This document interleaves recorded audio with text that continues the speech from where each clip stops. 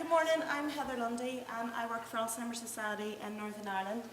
I've been working with literally a couple of hundred people on this project over the last year.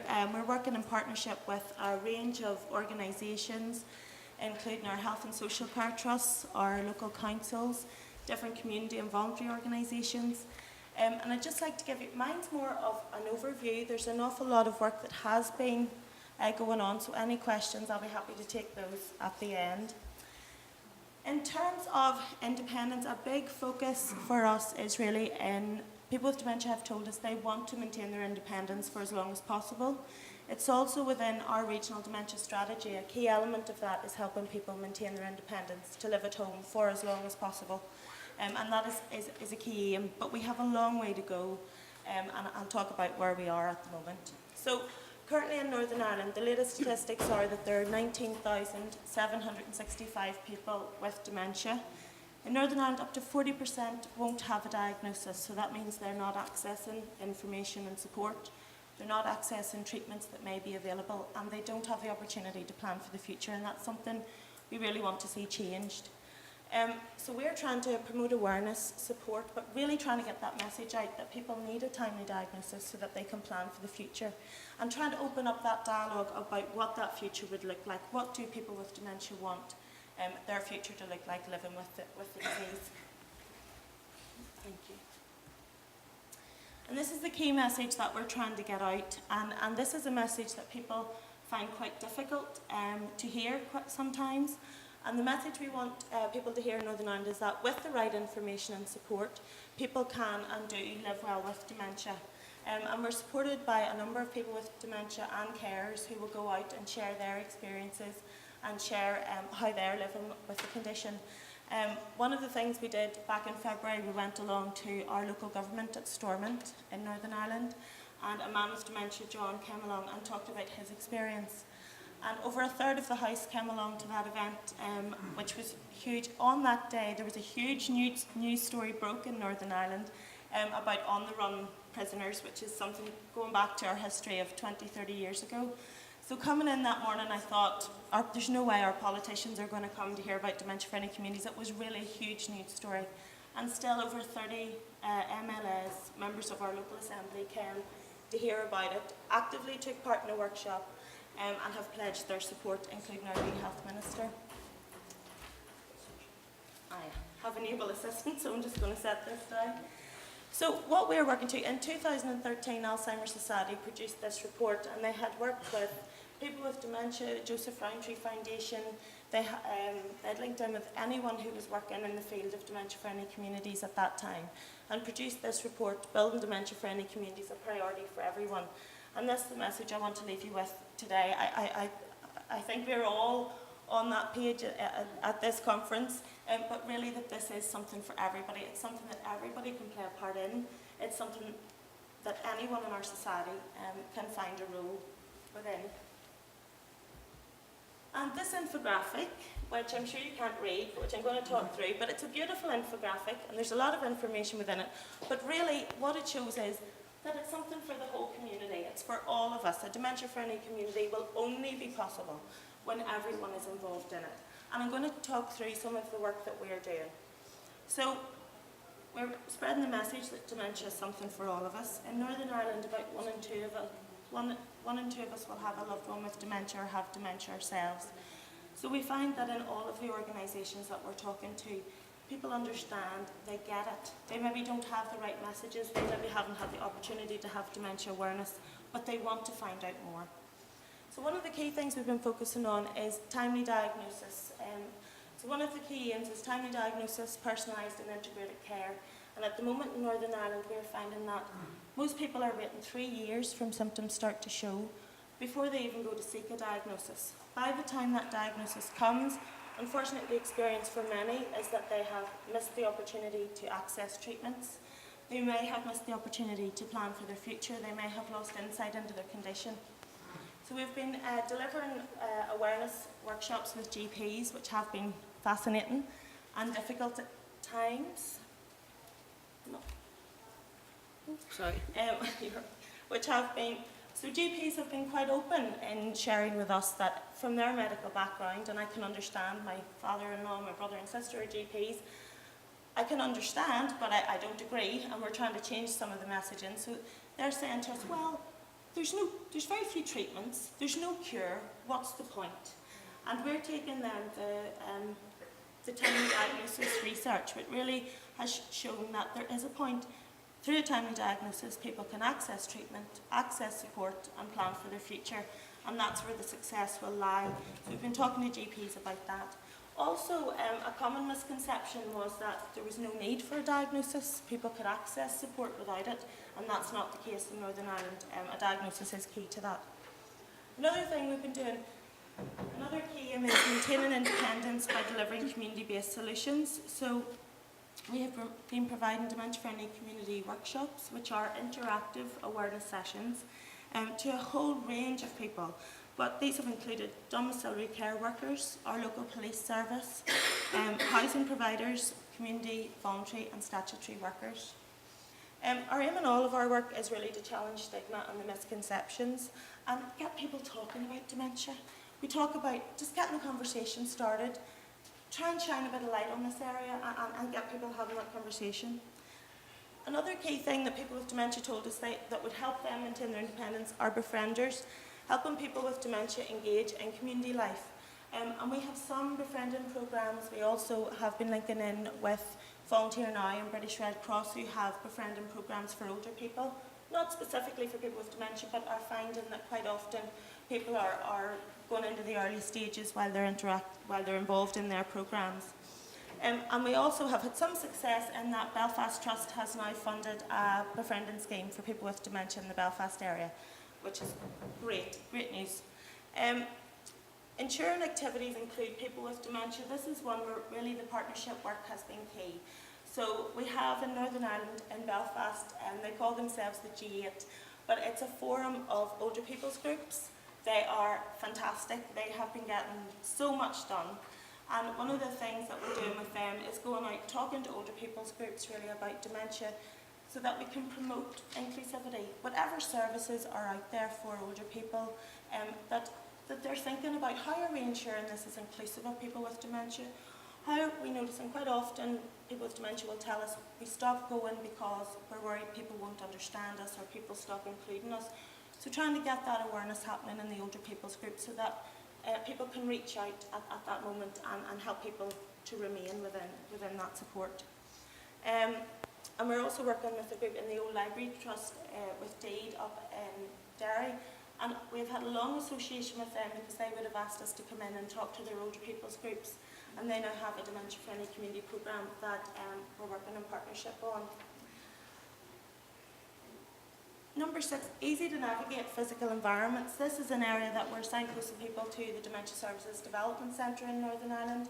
And we're trying to get out the fact that they can come and help people do an audit. They can help organisations look at their design in the early stages.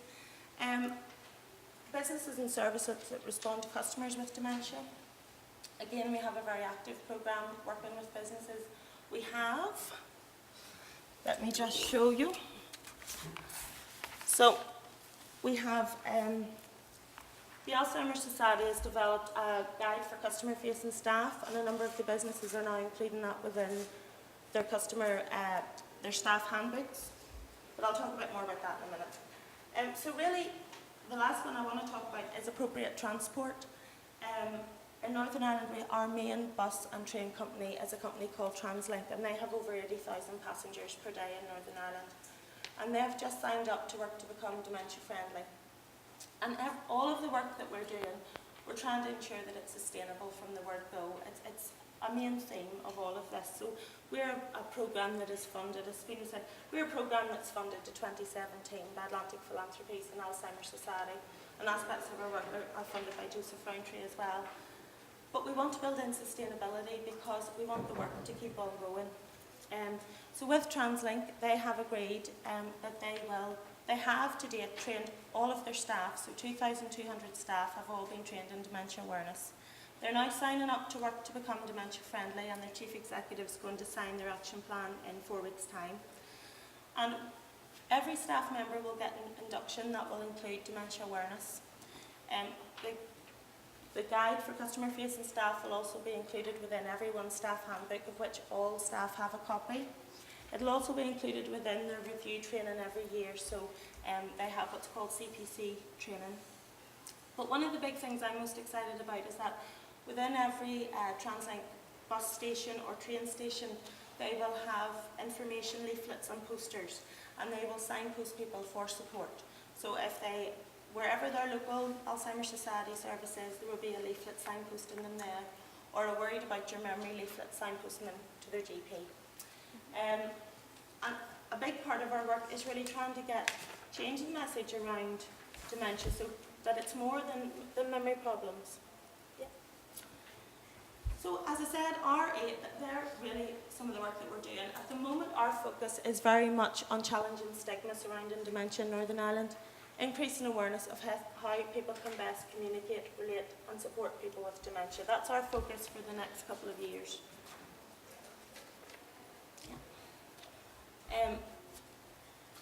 And key to this, the success of this is the inclusion, is really working in partnership with people with dementia. And this is something that this programme, I would like to see a lot more of that. So we have people with dementia supporting us and carers supporting us in the steering groups. We have people with dementia coming out and doing talks. But it has been historically quite ad hoc in Northern Ireland, so it's been happening. But I'm hoping through this programme that we'll have it in a much more formal and collaborative way. This lady is Liz Cunningham, and she's a person who's living with dementia at a supported housing facility in Belfast called Hemsworth Court. And Liz is one of our dementia-friendly community champions. And she really is doing so much work to raise awareness of dementia. So Liz will share her personal experience. She delivers workshops and training, and she really is spreading the message and showing what people with dementia can do and helping us to tackle the stigma and misconceptions. She's a very inspiring lady, and around supported housing, one of the issues that we've had in Northern Ireland is that quite often she's in what's really a new concept in Northern Ireland. So it's a supported housing facility. Everyone there who's living with dementia is living independently, but there is support if they want to access it. And Liz had to battle to get a place because neither her CPN nor her consultant would refer her there. And she's now living there and enjoying a very good quality of life. So to date, we came into post last August.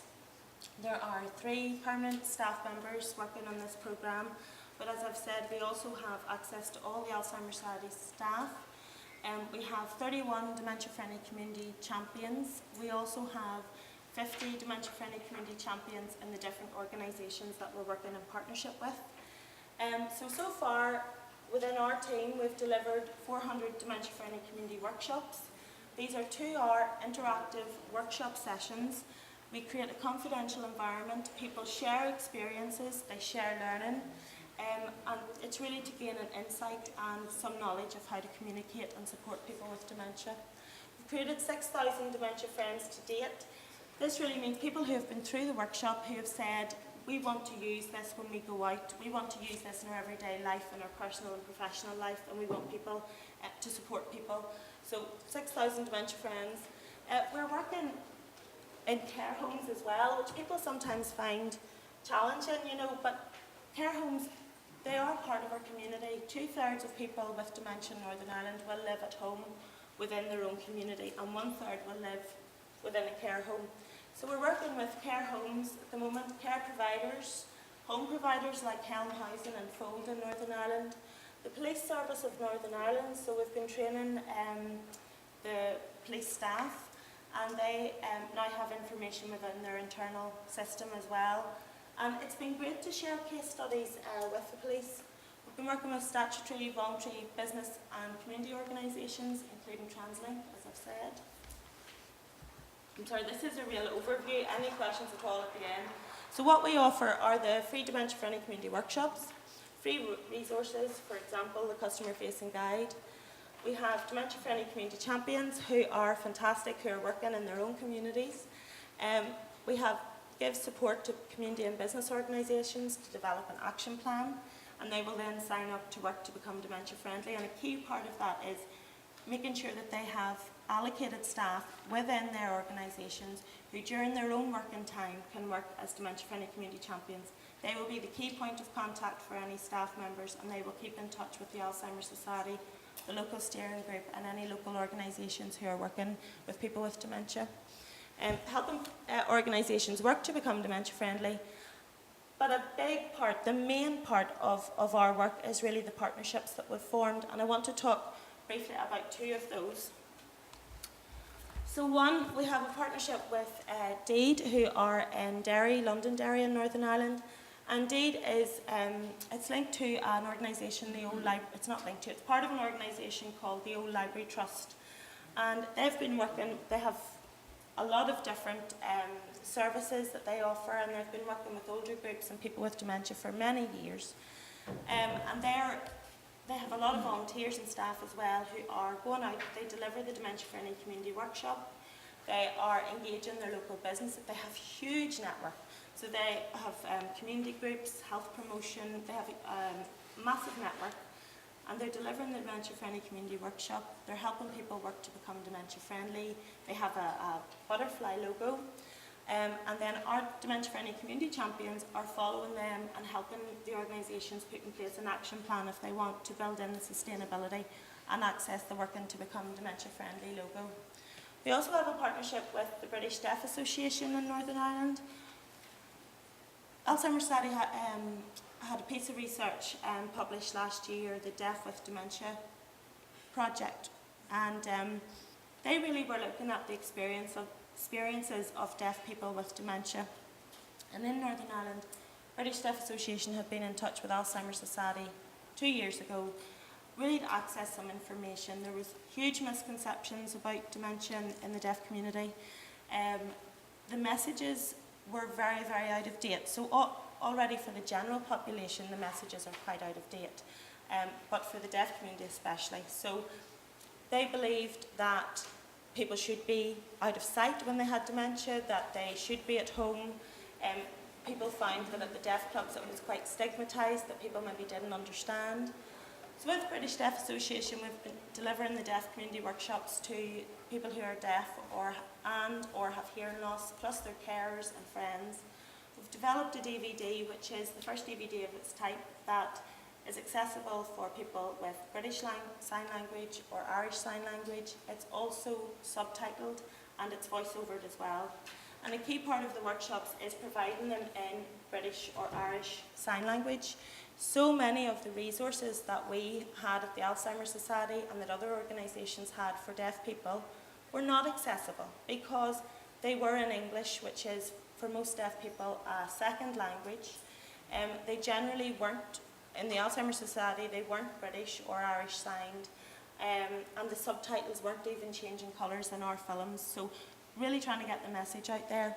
Another thing we've been asking deaf people is, what would you like a support service to look like? So how would you like to be supported? And they're saying very clearly to us, we would like our support service to be by deaf people, for deaf people.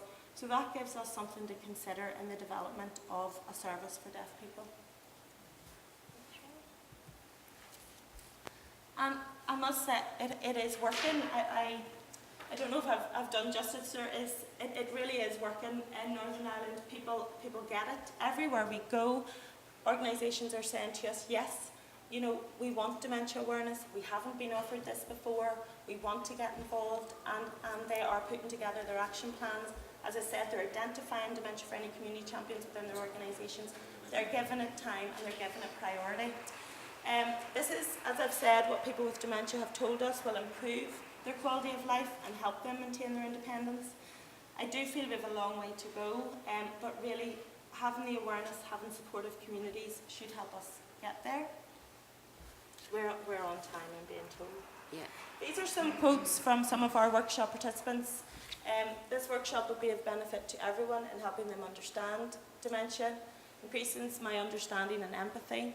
Mary has dementia, and these are some of our partners who allowed us to show how bad and how good it could be. I hope the film has inspired you. I have been so inspired at this conference by all the work that's happening.